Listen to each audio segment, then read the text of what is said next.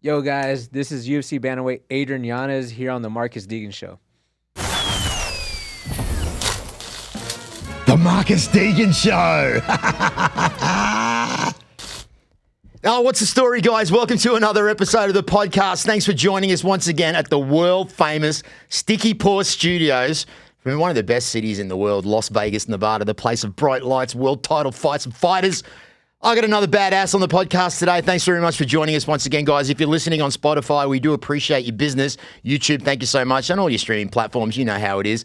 So check this out, right? You know when you first start podcasting and you get a really big name? Well, if you've never done it before, let me explain how this works. If you get a really decent name on your show and then it fucks up and you can't release the podcast, you were devastated, as I was. I was very fortunate to get this guy on the pod a couple of years ago now, and unfortunately, the audio was compromised, so I couldn't release it, but I've got him in the studio today. And I had to just write a couple of things down because just because his accolades are so massive. So UFC Bantamweight prospect making his UFC debut in October of 2020. Has it been that long ago already? Yeah. He went 5-0 in the UFC, winning a post-fight performance bonus on every single occasion. He won the UFC Performance of the Night bonuses 4 times and the Fight Night bonus once. He beat the likes of Tony Kelly, David Grant, Randy Costa in his unbeaten UFC career. Man, he's fought a lot of guys. Unfortunately, he suffered a couple of losses, but you don't judge people by their losses. You judge them by their wins and their integrity, and this man is a fucking badass. He's a sniper with laser point precision.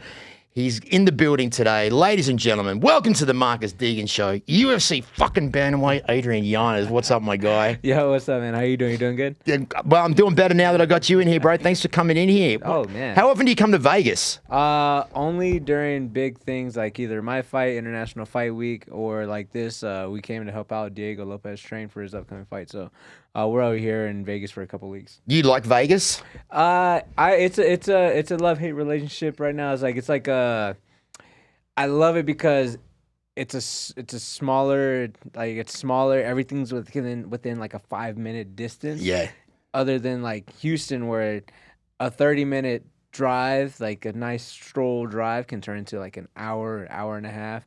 And that's what I absolutely hate about Houston is the traffic. But here, you don't have to worry about anything. Everything's so close. And I'm just like, I really love this. It's so convenient. But I'm also one of those guys that, like, if I have $100 in my pocket, I go to those casinos. I'm losing it all. Oh, you're one of those guys. I'm one of those. So that's my love-hate relationship with it. I was like, I love that everything is so convenient here, but also at the same time, like, maybe I shouldn't. Maybe I shouldn't. So would you consider yourself a degenerate gambler? A degenerate gambler. I know my training partner, Cameron, definitely would call me. Well, hang on a second. There's some very handsome chocolate sitting over there in the corner, and I was going to let him introduce himself. But so we got the Irishman, we got the Mexican, and we got the sexual chocolate over there in the corner. That would be his name if he was in Chippendales or something like that. That was my name at one point. What? The sexy one. The sexual chocolate was your name. Your mum didn't call you that name, right? Was that your fight name? It was my fight name. Is that right? Yeah, it's the name. Introduce yourself, brother. I'm Cameron Smotherman. I'm the guy that Adrian likes to beat up on in training camps. How do you remain good buddies when he beats the shit out of you sometimes? Oh, I just key his car every time. Oh, he's like, wow, what happened again? There's another one. That's for those leg kicks, motherfucker. Yeah. So how long have you guys known each other, and kind of what's your relationship, obviously, outside of training? Shit. Probably, 6 years now? Yeah, 6 about years. 6 years now. Shit. Damn. Damn. Yeah, and if you see us just like walking, we kind of have like that like big brother, little brother relationship. Who's the big brother? He's old. I get by default. You 30 yet? Yeah, 30, Damn. yeah. You just turned 30? And how old are you, Cam? I'm 26. 26? Yeah. Okay, fuck. I'm So not even going to just tell you. like picking at him all day. Yeah. What about his age? Just everything I can. Yeah, he's one of those little annoying little brothers that you get to beat up in the Octagon at training time. Oh, yeah. No, trust me. Like, there's a couple times where he's irked me. Where like, all right, like earlier today, like we were training, we were grappling, and I was like, I sunk in a choke, and I was like, I really don't want to let this go, but he tapped, so I have to. I was like, that's really good self-control, Adrian. Yeah, like, I wouldn't do it. Yeah, you wouldn't. Would you put him to sleep or make him crap his I'm going pants? to put him to sleep. You 100%. are. Is that the goal? Yeah, every day. No, but is it the goal to put them to sleep even during training? Like, if you got him in you're gonna release him when he taps, right? Never. Really? I have a couple of stories of putting him to sleep. Oh, really? Okay. Was that with it? He doesn't tap. He does not tap. He does not care For if what? it's in. Like, But isn't that bad for you if you don't tap? It's Like, probably. I mean, it's not good for your ego if you do tap. well, no, let's push ego aside for a second because that can be the killer of everything. Ego, God knows I should know about that because mine is fucking huge, and it's really fucked me up over the years. But yeah, ego, you got to push that aside. But is it detrimental to? I suppose it's probably better to get choked out than knocked out, right? Yeah. I don't think like- either is good for you, but I think it's better of the two. Right. So it's better to get choked out. I suppose it's more. I don't know. Like I've never been per se choked out before. And I knocked myself out when I was a kid, when I was younger, but that's about it.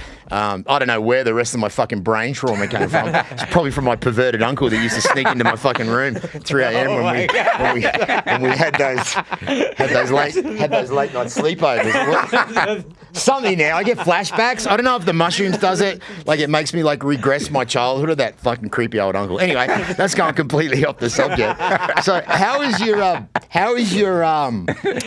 injury? How's your knee? Oh man, it's good. I've been good since January. Yeah, so we did a whole bunch of rehab and everything. So everything, yeah, it works, man. What was the prognosis with that? Tore meniscus, and then they thought initially I tore my MCL. That was the big worry in the beginning, yeah, right? and that was the biggest worry. But once they looked into it and they did the CT scan, they're like, oh yeah, no, it's looking like it's a torn meniscus.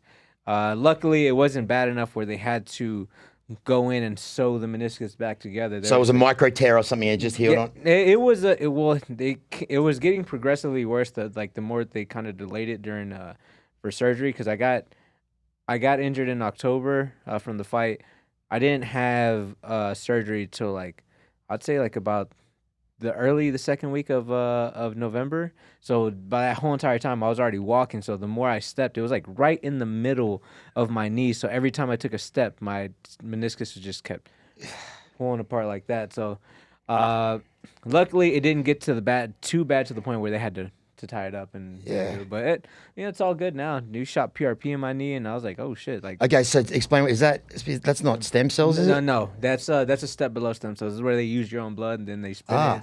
They spin it in something and then they shoot it back into your knee. So, for me, it was just like, you know what? I'm here. We're trying to get stem cells done, but I don't think it was just within enough time frame. So Knees are got to be a fucker of an injury, especially in your business, right? Oh yeah, no, I was. Like, you must have been devastated over that one because have you had many major injuries in your career? Oh, too many. Apart from that, no, but like anything that stood out, like the knee, the way you needed. Have you had multiple surgeries? So I've broken. Well, this one didn't need surgery, but this one I broke it. But this one was a really bad one. I broke it in like my knuckle. If you can, there's like a push back or something. Push back. Yeah, it's super push back. It was like shattered my front knuckles bad. That they had it was like a couple hours of surgery on this hand, and then they stuck a pin in it and all that. But that's a major surgery. I would say a major surgery, but the two major surgeries I had were my nose once, and then my jaw twice. What about that ear? That fucking ear's got something going on there as well. Jeez. The ears weren't bad, man. It's still kind of fuck you, Davey Graham, for this side. Yeah. This one just blew up. You know what the crazy part is? I can listen to music this one perfectly. Just this one, aesthetically, this one looks nicer than this one. But I'd rather speak for yourself, mate. Aesthetically, hey, look. Well, it's funny when I had a couple of your interviews on this morning, and my wife's like, "How does he even hear out of that ear?" And I said, "Well, I'll have to ask him. How do you? Like, you have to. You just don't." No, it's not bad. It's like I honestly haven't heard a difference. So you can understand what I'm saying. Yeah. Okay. Oh yeah, no. Yeah. So I'm good at reading lips too. So you know. So actually, I wrote down. After talking about the knee, so when was that? October? Yeah, October. Yeah, October. So normally, like, if you guys, if anyone's a fan of MMA, obviously, if you're listening to this podcast or watching it, leg kicks are something that there's only a certain amount of them that you can take. You took 13 in the first round. Yeah, that guy kicks fucking hard. Yeah, he kicks really fucking hard. So I do have to say, As a fan, do you know how fucking hard that was to watch someone that you Oh yeah. like someone who's an Adrian Yanez fan and people that are fans of yours to watch that? It was fucking hard, bro. Oh yeah. No, so the first one that landed, I don't know what it was. I never felt it before. It hit, and then I think actually in the cage, I was like, oh fuck. Like I just remember my knee feeling like my leg from like my knee down just felt like there was blood just gushing out. It was weird. I've never felt it before. So you felt like liquid was coming down Yeah, your I felt leg. like I was like, oh shit. Like, that was the first time I've ever felt that. So I looked down, I'm like, oh, and then it just kept happening. I was like, oh shit. Like, and he was also doing some real good sneaky shit that I didn't catch until afterwards. He wasn't staying like centered with me. He was like cutting slight enough angle. It wasn't too big where I could really notice it at the time, but once I kind of went back and he was like, actually, this how much of an asshole he is. Well, that was my next question. How upset were you when that happened? I was like flipping the fuck out, but I was like trying to be calm at the same time, because like the friend in me is watching it. I'm like, okay, like my friend's getting hurt, but I'm like, okay, but I'm also here for a reason. So I need to figure out, like, is there something I can see that can change this course, you know? Do you think the fact that he knew that you were such a good boxer that he had to go in and take your legs out if he was going to have any success with you? That was their whole game plan. Is that going to be the blueprint now for future fights for you, Adrian? No. You don't think so? We've already been closing the gap a lot. Every single fight that I've had, I've always kind of gone back. Even within wins, like I see where I've kind of fucked off and did some stuff that I'm like, nah, I shouldn't have done that. I shouldn't have. I got to fix that. That's a bad habit I got to fix. So with this one, with Jonathan, they were really kind of leading in, like me messing with the lead hand, and they were looking to, anytime I took the step forward, whether I advanced with punches or not, they were waiting to take the small step off to kick on the inside.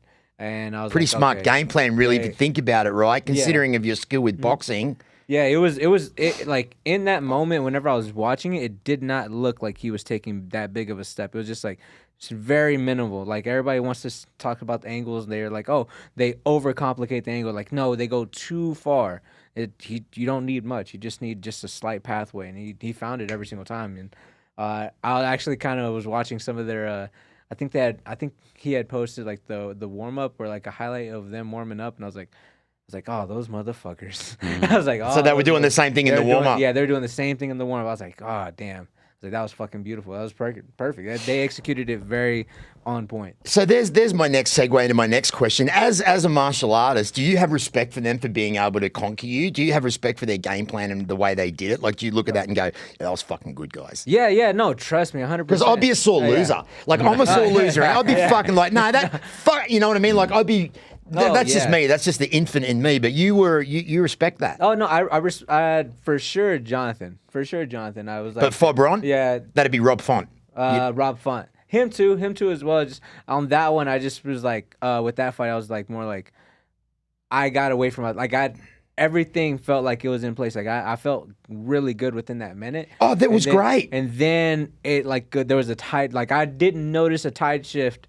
I noticed it way too late. I noticed it like not when it was happening. I noticed it like I was like in that oh shit moment. It's like explain tide shift for people that are watching that don't really know what that is. So like whenever I was in there, I was landing the hardest shots and like the tide was starting to move towards me. I was like, all right, cool. Well, there's movements and everything, so I started catching them. I started catching them and I was hurting them, and then he started landing. I got too complacent and like, nah, I can get with him. I can get here. And once he had already started landing a couple big shots and started landing that knee, I was like, I had noticed it right afterwards. I was like, oh shit, like he has the momentum right now. I need to reset. Like I have to reset. And in that moment while I'm backing up, he was closing in. And I was like, in those moments, the last part of that fight, I was like, I gotta get this fucker off me. I gotta throw a hard shot. So I threw it way off my base and just threw heavy shots thinking I was gonna land, because again, I felt like I wasn't missing in those moments. And then whenever I went, he caught. He did one thing that so I was trying to counter off of his jab. Yeah. I slipped on the inside, and then when he did that, he was able to collar tie the back of my neck, even if it wasn't like for long. He just needed to touch it, and he knew where I was at. he wasn't like I don't even think he was looking at me whenever he threw the punch. As soon as he touches, he was able to just to know like, oh, okay, this is where I gotta throw the punch, and hit me, and I was like, oh shit, like, and that was like the first time I have ever been dropped with like a punch. Like I was like, oh shit. So once I got hit, like in those moments, like before, I think it was Keith Peterson, stopped it. I was like. I thought I was blocking, but then I looked back and I was like, "Oh shit, I didn't block shit. I didn't block shit." I was like, "Okay," but it was what it was. I learned off of that fight. And then I go into this Jonathan Martinez fight, and I was like, I learned off of that fight too. I was like, "Okay, cool." It sucks, but shit, it is what it is. So win or learn, right? It's like even a loss.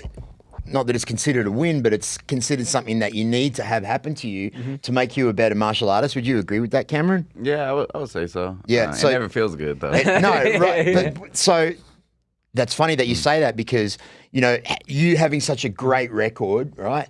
And then to have those 2 defeats, how does your mindset like recover from something like that? Because being having so many wins and so many victories, and then all of a sudden. Come short on those 2 fights. How do you mentally deal with that? Oh man, it fucking. Does it fuck with you? Do you look at yourself in the mirror and fucking say, "Fucking no, 100%. no"? Like I'd be crying in the shower. Like, is it that emotional for you? It can definitely get that emotional for me. But I know for myself, I was like after that Rob loss, I was like, oh my gosh, I fucking suck. I was like, even with all your wins, you thought. Yeah, I was like, I fucking suck. Really? No, like, we're both the same in this, but I hide it better. Yeah, like, he's more emotional. He's way more emotional. He's a Virgo, right? Yeah. Oh damn! All right. Yeah. The mushrooms make me fucking psychic as well. So by the end of this podcast, I'm going to know how many times you jerked off this week. Oh my god! Did you see how panicked he got there? Yeah. Oh shit. Yeah. No, it's like he's very more emotional than I am. I'll do it a little bit more behind the scenes, like where I'm like I'm in the restroom, just like what the fuck, Yeah. like God He damn thinks it. he hides it. He doesn't hide it. Nah, he doesn't hide it at all. So what are the steps that you do to overcome that? Is it just getting straight back into the gym straight away? I think it depends. I think all these losses get harder. It never gets easier to lose. So every loss, you kind of have to attack it a different way. Yeah. So I suppose the leg kick would. So you didn't really lose by leg. Would you say that you lost that fight because of those legs? I You wouldn't attribute it to those last little. He just took your legs out, and there was nothing more you could do, right? There was the last 2 that he hit were just like at that point I was like, because I remember going in from that first round into the second, I was like, oh, my leg's good. Then he touched it again. I was like, oh shit, it's right back. never mind. Yeah, I was like, yeah. oh fuck, I thought it was good, but then. But yeah, I couldn't even. I was thinking about going southpaw, but I couldn't. I felt like I couldn't put no real pressure on it. I think it just would have been just done to my other side. Are you familiar with southpaw as well? Oh yeah, Yeah, yeah. Man, we train it. We train both stances religiously, so it's like if he needs a southpaw, That's got to be hard, man. Oh yeah. Like to be ambidextrous and use both sides of your body in the same way. Yeah. Oh yeah. No, it's got to be hard. You got to be able to train it. That's the thing. But also too, we're very we don't want to conceal ourselves to one thing. We're like, hey, we're gonna stay in this orthodox position the whole entire time because you're specifically a right hand. It's like, well, there's a lot of things you can do with your right hand that you can switch up to going southpaw to open up your left side. Yeah. So there's a lot of benefits to being able to do both. But yeah, at the same time, because especially these past couple of years, I've been really hunkering down. I used to switch so much. I used to be a lot more mobile and start moving around. I kind of used to do the how would you consider that Trent Mo fight with that footwork, just moving around it's kind of I'm almost kind of TJ Dillashaw-ish, but not as exaggerated. Yeah, I get it. I get it. It was a little bit more contained, not too it was still moving, switching stances and all that stuff. And then these last couple of years, I was I kind of just stayed orthodox the whole entire time. It's I know I can do both stances. It's just I just focused on orthodox, and now I'm like, you know what? Fuck it. I have to do both stances. It's an absolute must for me right now. So, and I actually stole this. I've been stealing. He stole the stuff that Jonathan did legitimately the week after. I went to the gym and he was I think it was a Wednesday morning sparring session. Went to the gym.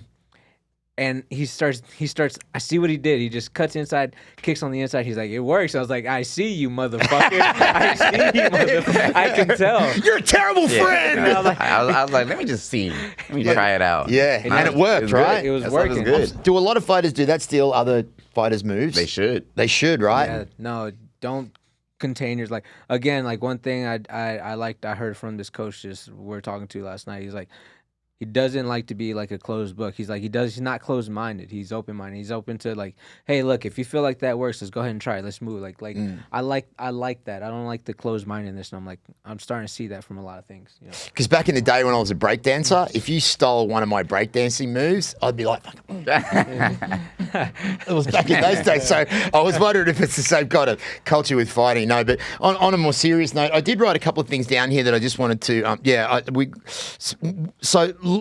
realistically, when are you ready to go again? Oh man, I was even ready. I was ready to go back in January.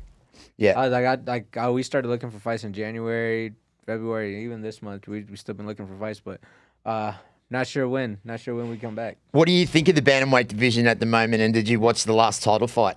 Yeah, no, the 35 division is one of the most stacked divisions in the UFC. Like Isn't it unbelievable how it went to that yeah. one? It never used to be really anything that was that people would really like have as a main event. Yeah, it's crazy now. Like it's again, like you can throw like pretty much a penny anywhere in the like 1 through 15 and have a good matchup. Like it's every matchup there is fucking it's killer be killed in those. It used to be like that with the 155 division, and now it's like that with the 135. Yeah. I love that. So, do you think that when influencers try to step over into the boxing and the mixed martial arts world, and you know they want to challenge you guys, it's kind of funny how this job that you do is one of the only jobs that people feel that they can step into the octagon and be as good, like 200% better than what they are, right? Right? It like 99.9% of the time that's not the case.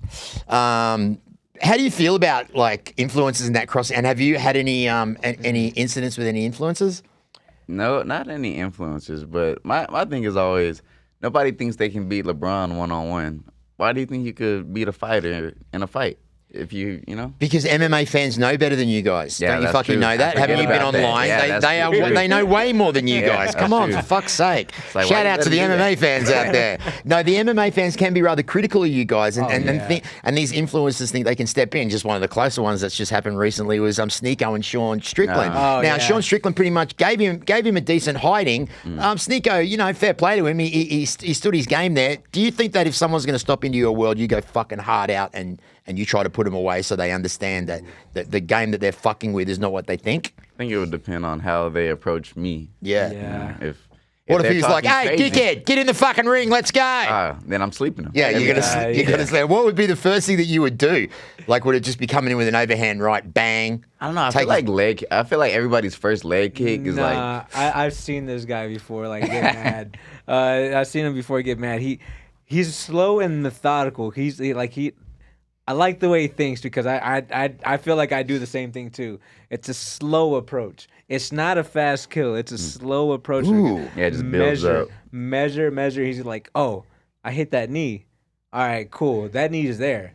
I'm going to hit it, and I'm going to hit it again. But I'm going to do this 15 more times. You should see how happy he is when you're explaining that. No, just like he wants to fucking kick me right now. Yeah. No, it was so hilarious because there's the guy that came in throwing really heavy, and the guy's a little bit kind of a spaz and all that. And I just remember just being there, and I was like, we're supposed to be done sparring, but he's still sparring the guy. He just clinched him up, and he's throwing knees and knees and knees. And it was just one of those moments where it's just a lot was going on. But I remember a training partner was like, hey, Cam, you got to stop. He's like, you shut the fuck up. Shut the fuck up. He's like, all right. I was like, oh, my gosh. Do you have a lot of issues with guys outside of the cage? No. Did you have a street fight on the interstate once? Was that you? Oh yeah, that was me. That was Okay. me. That was back it was like right after I graduated. I had One of my engineers said, make sure you ask him about the fight on the freeway. Yeah, that was back like a month or two after I graduated. I actually was like I think it was like 4th of July weekend. So we went to a beach in Galveston, and then we're on the way back.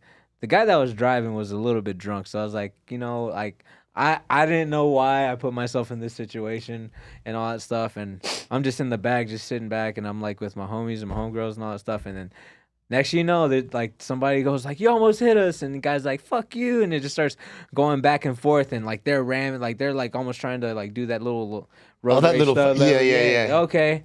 And I then love that. standstill traffic came up. Out of the car straight away. So one thing led to another. We both pull over to the median.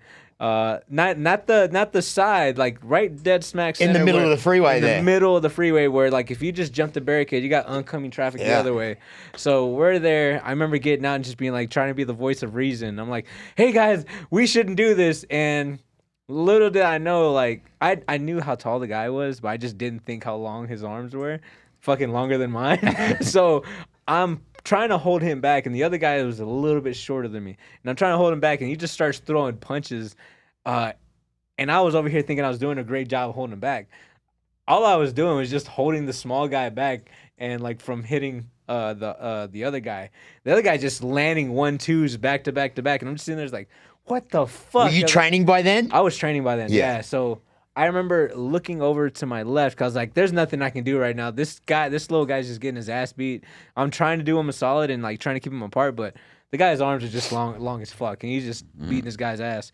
So I was like, you know what? They're going to do what they're going to do. I take a step back, and I look over to my left, and I see one of my homegirls just get like soccer kicked in the ribs. Soccer kicked in the ribs, and he like the other guy just ended up just punching one of my other homegirls. So I remember just running and dashing over them. Like I literally hurtled over them. I didn't know what it was at that time because I was still like I had just joined the gym that I'm at now, like Metro Fight Club. So I just learned how to really throw a punch.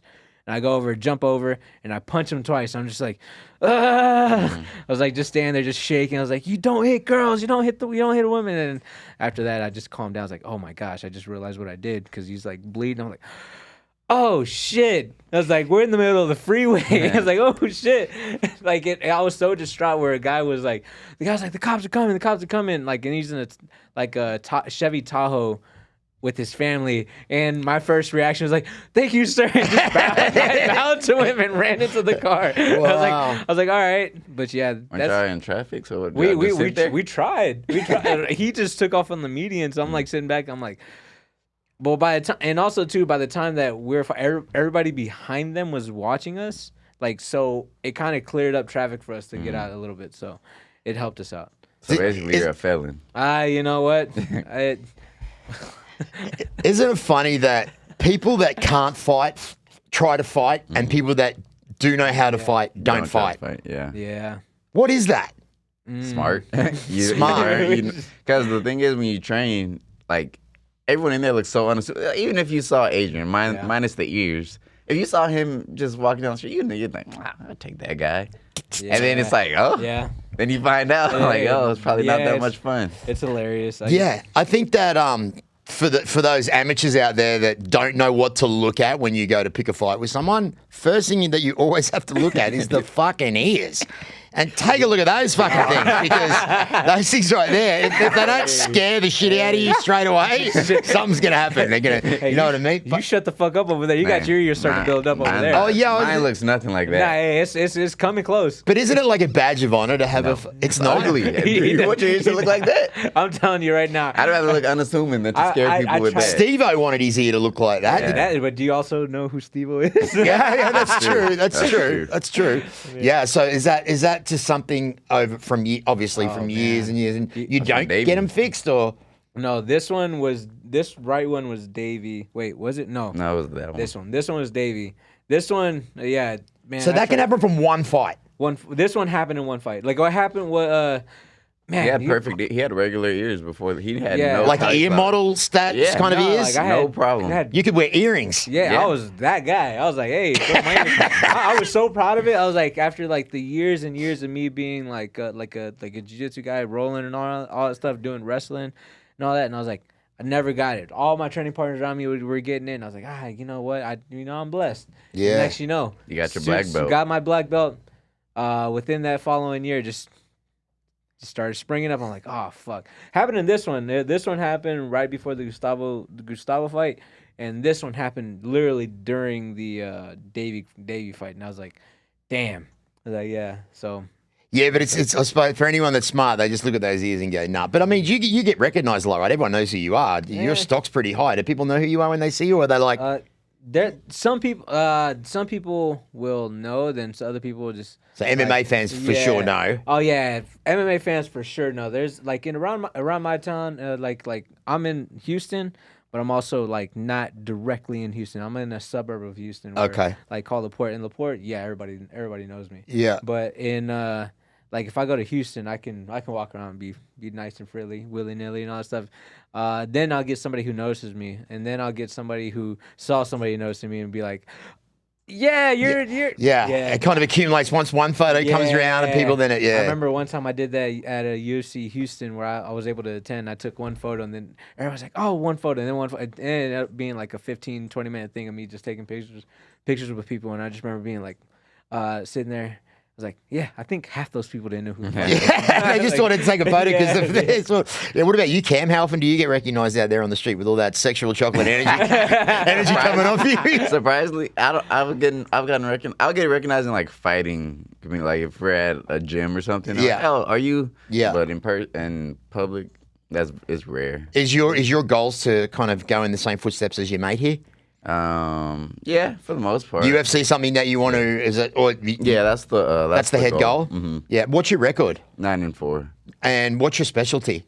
I'm a boxer. Yeah, we kind of fight the exact same. Like we'll spar, and throw the exact same punches at the same time. Stupid. Wow, like it's so fucking stupid. It's like a Dragon Ball Z scene. Like we'll punch each other's like gloves. It's so stupid. I hate it so much. Maybe because you guys are connected as brothers and friends now. There's some kind of some kind of instinct there that. Do you think? There is, but also he has a story about why he went to the gym. Yeah.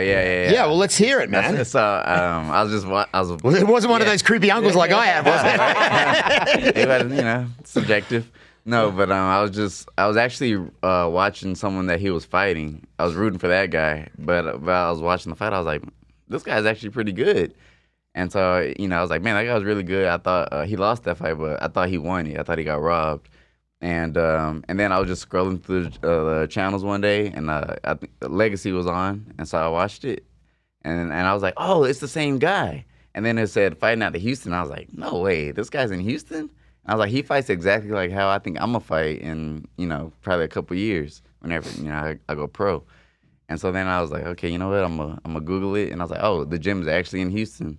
So I went there, and the first day there, I had to spar this guy. No way. Yeah, and piece of shit. Did he piss you up? Oh, my God. The coach was like, yeah, go ahead. Our coach, Coach Saul, he was like, yeah, go ahead, Adrian. He was like, put him away. And I was like, I literally looked out, I was like, what do you mean put him away? like, what the fuck not the words that you want to hear on your first day at the gym. I'm like, what? Like, this is not normal. He's like, yeah, go ahead. Finish him, Adrian. Finish him. And I'm like, bro, what? So then I'm sorry. So I, being the clever fox that I am, he throws like a soft punch, like trying to set up something big. So I'm like, I'm not about to die for real. So I let him hit me, and I go down. I'm like, ah. So I'm like trying to play like I got knocked out. And so then Adrian goes, oh, man, you all right? I'm like, yeah, I think I'm all right. I'm fine. But I'm like, yeah, I'm playing dizzy. And he's like, oh, man, get up. He's like, so he helps me up. I'm like, thank. And then he just starts. And I'm like, bro, what the fuck? He thinks he knocks me out, and the first thing he does is keep trying to beat my ass. So fuck this guy. Hey, no. His car again. Yeah. Look at this. This is a fucking TV show right here, like a reality show. Well, no, there was a point in time my coach really wanted to make a reality TV show with us. It was hilarious.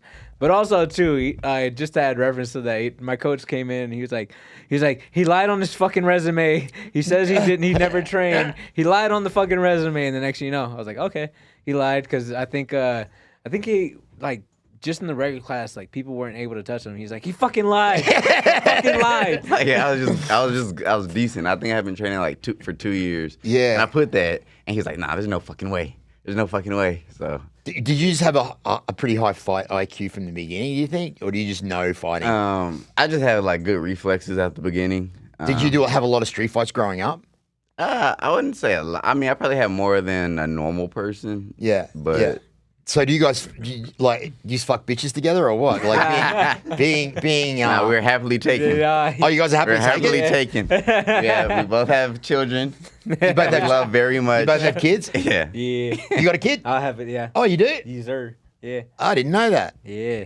Recently? Oh, no. A couple years. years, yeah. Yeah. Years. Boy? Little boy? Little boy, yeah. So, like, and what about you? Yeah. Are you guys fucking with me or No, what? no. Okay. I'm like, is there a fucking punchline coming after this? Yeah, Just no. kidding. Yeah. So you got kids too? Yeah. Yeah. Yeah.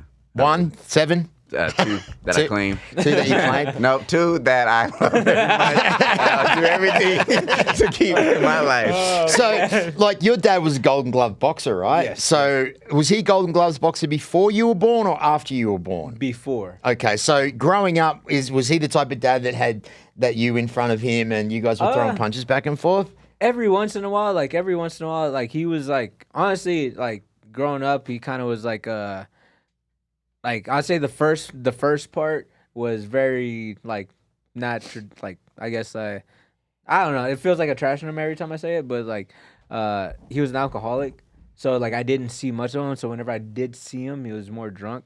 So it was like I saw the alcoholism that he had. Yeah. But also at the same time, I don't blame him because he had like couple, like he had some like stints in the Army, Navy, and Marines, and so like I don't blame him at all because I know Had he some had PTSD after that. But Is he just still around, your dad? No, he passed away in 2016. Sorry about that. Nah, it's all good. I've learned to live with it. As a matter of fact, I think I reached out to you after your dad passed away, or you.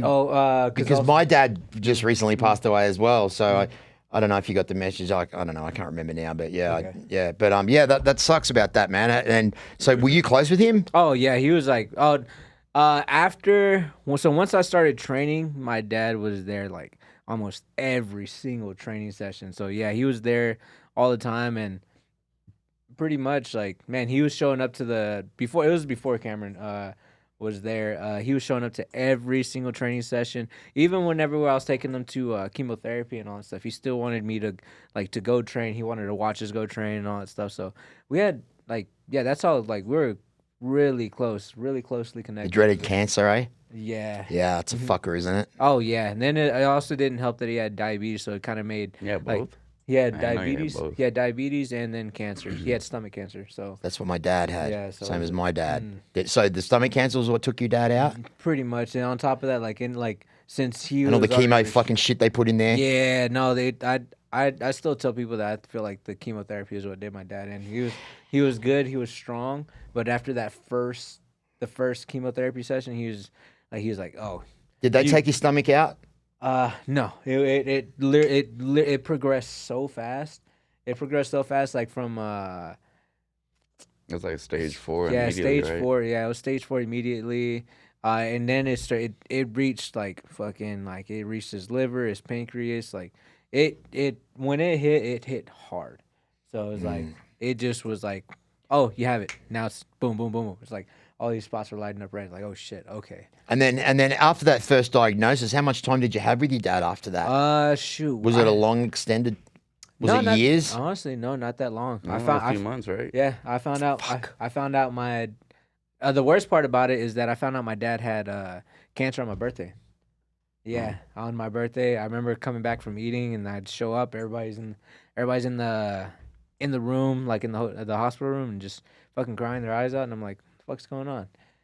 And I just sit back, and I'm like, I hear it. My dad tells me, I'm like, well, no, fucking greatest birthday present I've ever got. Like, yeah. fuck. Yeah. You know. Yeah, I feel you there. They buried my dad on my birthday, Gosh. Damn. so Yeah. I know what that kind of feels like. I know what it feels like to have a parent with stomach cancer. Because as I said, my dad had it as well, and he had the whole stomach taken out. Ooh. Nothing. So he went from a big dude to Yeah. fucking like this, and then after all the chemotherapy, it ended up fucking his heart. So he Yeah. ended up dying like something that wasn't the cancer. Yeah. It was his heart from the chemo. Yeah, and if you would have seen if you would have seen my dad like he looked like he was still lifting weights and all that stuff. He still looked pretty lean. He just had like a little gut. He had a gut to him, but after that, like he was like working every day. Like man, honestly, like it literally just hit hard. Like he was like still working like 5'10", 6'12" every once in a while, and still working his ass off, and like to the point where like it was like right around like Thanksgiving time where like it was like, hey, like shit, like he passed the. I remember we had just came back from one of my friends, one of my old training partners' restaurants because we went to go pick up some deep fried turkeys from him. Shout out to Mike Seafood, but he that was like the last like I guess great day that I had with him, like in the morning. We had a great time. It was such a fun time, and then as soon as I went to my family's house, my mom calls me and was like, "Hey, I took your dad to the hospital." I was like, "Oh shit!" And then Were you there? Were you there when he passed? yeah, You were with him. I was with him. Yeah, that and even to that point, Still shocked, didn't believe it. I couldn't. Yeah. I couldn't. Like it was. I have a lot of like still like little things lingering back there where I kind of dread some things that I didn't do. Yeah. But luckily we were able to have like me, my mom, and my brother there. So, but yeah, like Yeah. there's some moments in there where I wish I would have done stuff differently. Yeah. Unfortunately, you can't. Mm-hmm. You can't live on that regret because it'll Yeah. just fucking eat you up. It's just pointless because I always look at it like your parent would be on the other side saying, I don't want you to worry. Everything's good. You're going to be here. So we're all going to reunite again one of Yeah. these. That's my belief anyway. What did you learn about yourself after you lost your dad? Did that give you some kind of like lust, more of a lust on like for your family or for life, or what was the lesson that you Man. learned from that? Oh, that lesson would shit still like I'm still learning it to this day. Like man, like I actually went through my own like type of like trauma stuff. Like I started because like my dad kept everything together for me. Was like because it went from like I had like a great situation from like having like my mom and my dad there, like loving home and all that stuff. Like even though like there was some rough points here and there, but after my dad passed, I was like, oh shit, like I can't like because at the time I was working for my coach. I was also coaching and being like his assistant trainer there, and then I had to learn a lot. Like I knew I had to quit for a minute and go get a regular job and start like helping provide and all that stuff and like kind of essentially kind of fill up the role that he took at the house. Yeah. And then with that being said, I kind of went to the whole imposter syndrome. Uh, Turned to alcohol, man. I was going to the gym like fucking So you were drinking as well? drink. Oh yeah, no, I pretty much followed the same footsteps my dad did Yeah. in the very beginning of Yeah. like life. So I was like, because again, I didn't know how to deal with any of all that stuff. So yeah, it was just a lot. I even to the point where like yeah, like I remember having like cops taking me back home and being like, hey man, like get this guy under wraps and all that stuff. Like my brother, like they were like I was like it was bad. Like cops pretty much were like on the look. Like I was like at a park. I remember just being there and like having the cops talk to me, and then my brother coming around and like, hey, look, I got him. And he was like, yeah, well, it was just a weird situation. I was So like, you yeah. turned to alcohol after your dad passed? Mhm. Yeah, I did exactly the same thing, bro. Yeah, Oh, yeah. 3 months after my dad died was a fucking blur for me. Yeah, it like it was like hard for me it was just I don't know it was weird. It just the first week for me it was like oh like it was still processing. Then the second week like because I still had because again I still fought, so I was like I fought like 2 weeks after my dad passed. So we fought. He passed away February 4th. I fought February 19th. So that next week was me training, and also at the same time, uh, it was weird because I had a lot of things going on too. Because I was fighting at that point in time, it was the biggest stage of my career. I was fighting in Bellator, fighting at the Toyota Center, the biggest stage I had ever been on at that point in time. And also at that point, I didn't know that I broke my hand, but I felt like something happened because right after my dad passed, like I didn't know how to control myself, punched the wall, and I punched the hardest part of the fucking wall and broke my hand. And then, yeah, so pretty much like that whole week was just like so much. I was worried about my hand. There's stuff going on at the gym. Your mom? Yeah, like oh yeah, no, yeah, that was the hardest part. Yeah. But yeah, there's just so much going on where I couldn't even really process it at that moment. I was just like, I gotta get to the next point, I gotta go train, I gotta do this, I gotta do that. And then that weight cut week, it was just like, I'm starting to feel it. Like, oh shit, like everything kind The of slowed grief. down. It was like, Yeah, time to think. yeah, like, Yeah, it was like yeah. me cutting weight, just starting to think. I was like, oh shit. Then after that fight, that's whenever it was like, it's supposed to be like this big celebration thing. Like I had like family from everywhere coming. Like bro, like I think I had sold the most amount of tickets for that fight than I've ever. I sold over like pretty much like I think it was over like 250 tickets, like hand tickets, like no like hey like you buy this Website. section or it's like no website. It was like I literally sold like single 250 tickets, like over that amount, and just yeah, like that week afterwards, like it's supposed to be like some big thing, but once I got home, yeah, I was just like, fuck, it was weird. I appreciate you being vulnerable and open Yeah. about that topic because it can be very difficult for a lot of people to talk about, especially with someone that they don't really know. How does it make you feel about him when you see him opening up like that and speaking vulnerable? Do you guys have those type of conversations, or is it? Yeah, I mean, I think, like I go to him whenever I'm dealing with, grief. I haven't had to deal with that, but whenever our coach passed, that was probably like the closest person to me. That's That's ever like in your life? Yeah, well, like I've had grandparents pass, and it's like it's never fun. But whenever our coach passed, like I was very close to him. We were with him every day. So It's a bizarre feeling, right? Yeah, it's because it's like it doesn't feel real. Nah. That's the thing. It's like Yeah. And then when you sit down and really think of the permanency of it, Yeah. that's when it fucks your brain, right? Yeah. Like for me, like it really hit once we went to the funeral and I saw the casket and I was like, oh, I can never do that again. Like I think I ended up like hyperventilating Yeah. outside and like passing out or something. Like it was, I'm not good at dealing with those kinds of things. So yeah. Yeah. You that happens to a lot of people when they see the casket. Yeah. They that's when it sinks in. Like if you don't get to see the person's body, when they see the casket is when people kind of that realization kicks in. So that's nothing to be ashamed of or anything like that. Hyperventilating and having that that reaction because as you said, it's tough. Yeah. And it's like even for a couple years after, I'm like, are you supposed to not feel like sad or like, you know what I mean? Like that's what even now I'm still like. I think what happens is that you just become conditioned to it, so the emotion isn't as intense. Yeah, you just it's conditioning. It's like getting punched in the head, Yeah. The more it happens, the more you get used to it. So I basically think it's like that. Like I went from fucking crying every day and being mad and breaking things and drinking fucking bottles of whiskey by the straight bottles to then only crying,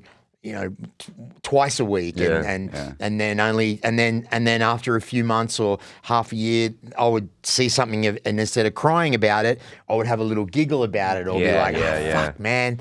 And that's the process of grief. It goes from pain to memories and love and that kind of thing.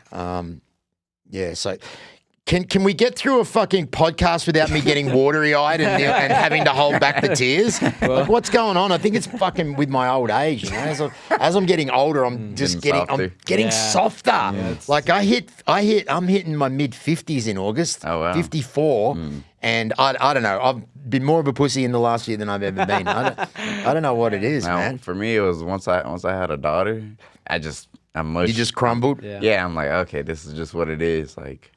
I would never care about anything before, but now I'm just, all right. I don't even fight it anymore. So do you have that feeling? Have you got two daughters or a son and a daughter? A girl and a boy. So is it the daughter that has that? Yeah. I mean, obviously both your kids mean a lot to you, but there's something about having a little girl, right? Yeah, It's like you want to protect her. Everyone better stay away. Yeah, and she just has me. Yeah. Yeah. Your son's got you too, right? Oh yeah, but I will say that like it is like you can definitely see like I want a little girl, man. I want a little girl because I'm like it's like hey man, You ain't gonna like what it does to yeah. you. You might not like yourself when you Hey, look in the man. mirror anymore. No, my son, he's lovable. He's such a great little kid, man. But he loves his mom way more than he loves me. I'm like, hey, I'm like, they hey, normally little do. shit. Yeah, they normally do. Will you get them into martial arts, or is that something that you'll teach your kids? You think all kids should know some kind of training? I'll probably have my kids like do some, but I don't think I might have them like sparring or like I'm probably like play around, but because realistically, like I've never since I've started training, I've never once been in a situation to where I've needed to fight. I feel like if I just teach them how to avoid those situations is a little bit better. But also we live in Texas, so Yeah. guns are legal there. Yeah. So, I wish I had learnt those rules. Fucking hell, how to avoid situations instead of mouthing off like a fucking drunk Irish Conor McGregor from Wish. With everything that's going on in Texas at the moment, we were kind of talking about it a little bit earlier on. I don't really like to go into politics too much on my podcast because it drives me absolutely fucking insane. But Governor Greg Abbott is an absolute fucking champion in my eyes. Man, yeah, he's all over the place. I will say that. I will say there's a lot of things that he does that's good, and then there's also some things that he does that like I just don't agree with. Most like, politicians are like that. There's just fucking just all over the place. But for me, the school system to me like needs to be revamped. I know that I believe they switched it over to the governor with the like Houston school system.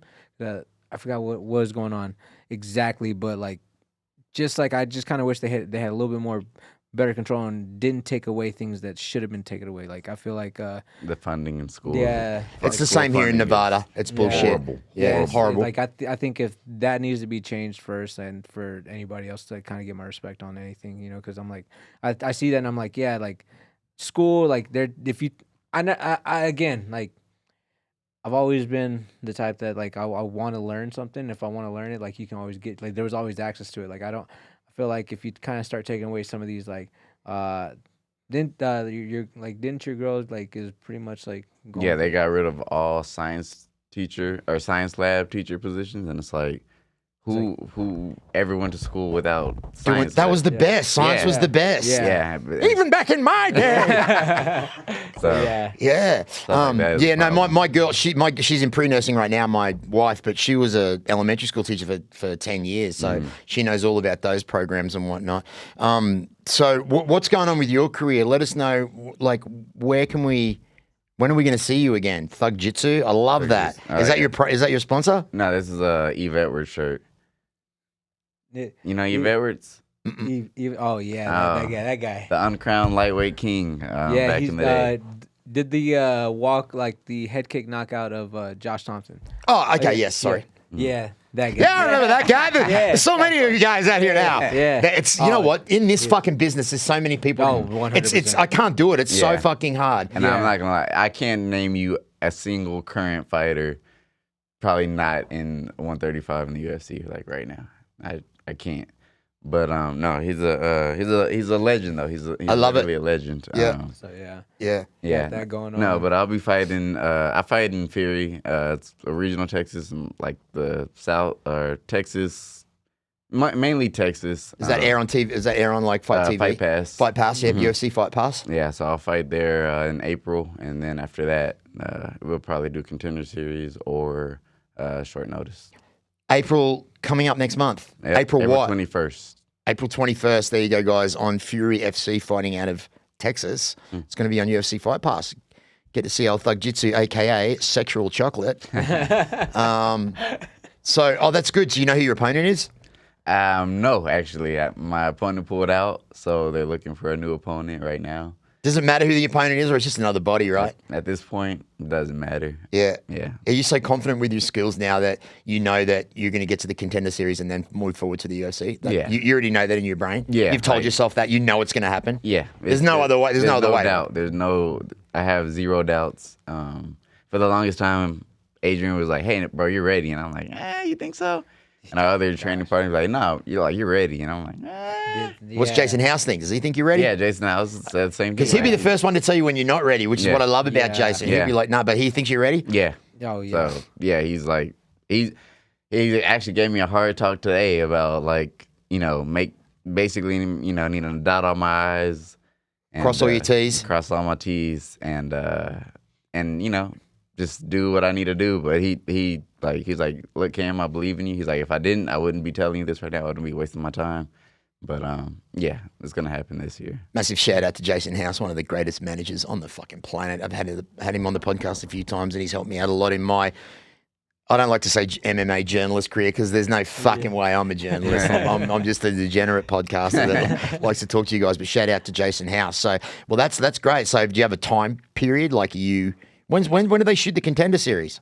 It's a couple of months. They started in August. Yeah, August to like October, early October. Early October. Yeah. And what about you? Is there do you have anything coming up that we can solidly talk about? Shoot, I wish I had something to talk about.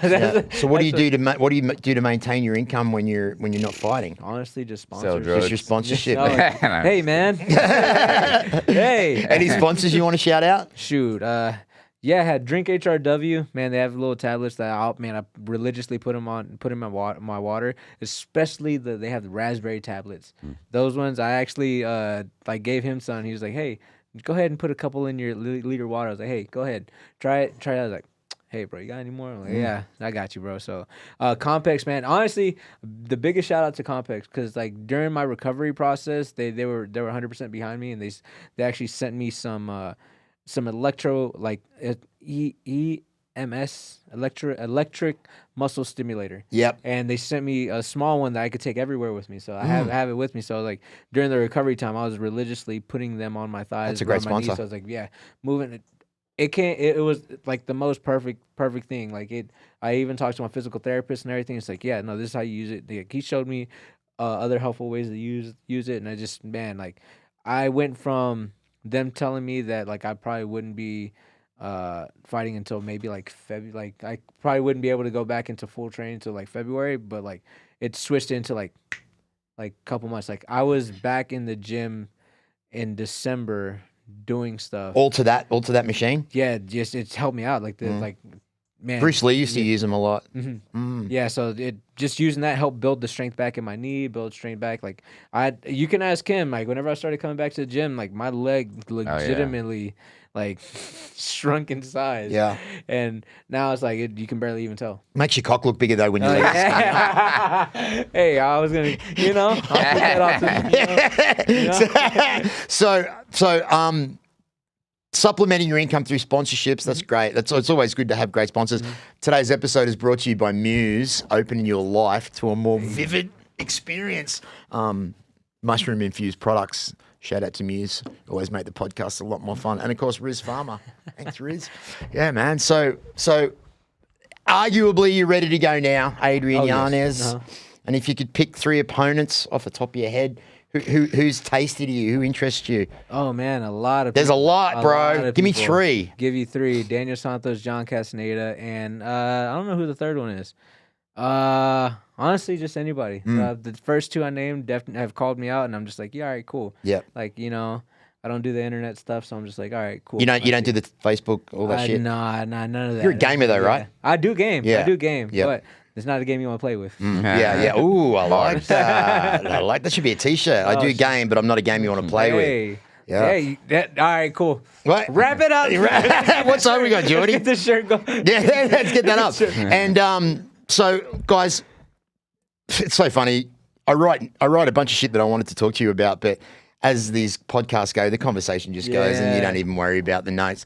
Kind of how I like to. Actually, you know what? Can you grab my barber in? I want to bring him in and say thank you. Your hair looks fucking amazing Hey, now. I asked him for a trim. He was like, all right, cool, I'll hook you up. And Yeah. He made me look like I have a beard. Yeah. That's good though, right? Yeah. Is he there still? He's coming. All right. Hey. Come in, brother. Hello. Come and jump over here on this side. Estás en cámara. Okay. So this, vivo. just tell him to plug his business a little bit. He can do it in Spanish. Me pueden contactar Winder Martínez, Instagram. Hang on. Okay. Where? Okay, this one with the light. Ok, soy barbero de Las Vegas, trabajo a domicilio y me avisan si quieren un corte. Estamos listos, ahí está mi Instagram para que me sigan. Brother, this guy here does house calls. He does 24 hours. He's one of the best in the business. He took care of me. He took care of my main Adrian Yanez right here. Cam, you didn't get nothing. I didn't. I'm slacking. He didn't get nothing. Hey, brother, always a pleasure. And you're part of this now with me. He doesn't know what the fuck I'm saying right now. Tell him that he is part of this collaboration with me. Can Let me trip you out. Estás contigo con él, ya. Sí. What did he say? Estás en su equipo. Sí. Said, Thank you, bro. he said he's on the team. He's on the team. Holy shit, look at this guy. Not only is he handsome, sexual chocolate, he's probably got a dick like a baseball bat, but he fucking speaks another language Only as one way to well. find out. Yeah. All right, so listen. No, stay here for a minute. So, how I like to finish things up, bro. Can you tell the world what's your message? My message is, I don't know. I don't have. Yeah, that can stump people as well. Yeah, I don't know. What's my message? My message to the world? Yeah. Take the risk. Do it. Ooh, That's my message. I like Take that. the risk. Take Do the it. risk and do it. Mr. Yanez, do you have a message to the world, brother? What's your message? Well, fuck around and find out, I guess. Fuck around and find out. Ask him what's your message. ¿Cuál es tu mensaje del mundo al mundo? Oh, cuídense, no usen droga, hagan deporte y más nada. Hey, I like that message. I don't speak Spanish. What do you say? Yeah, come on. You got it? Oh, hey, Adrian, I really do appreciate you coming onto the show today, man, my no brother. problem. I love it. Cameron, I had a really good time. My brother, Winderman, thank you so much for coming on. Guys, I do appreciate it. And thank you very much, everybody. I hope you really enjoyed this episode. It was another fun one for me. On behalf of myself and everybody here at Sticky Paws Studios, thanks very much for listening. This is Marcus Deegan for the Marcus Deegan Podcast. We're out. Yeah.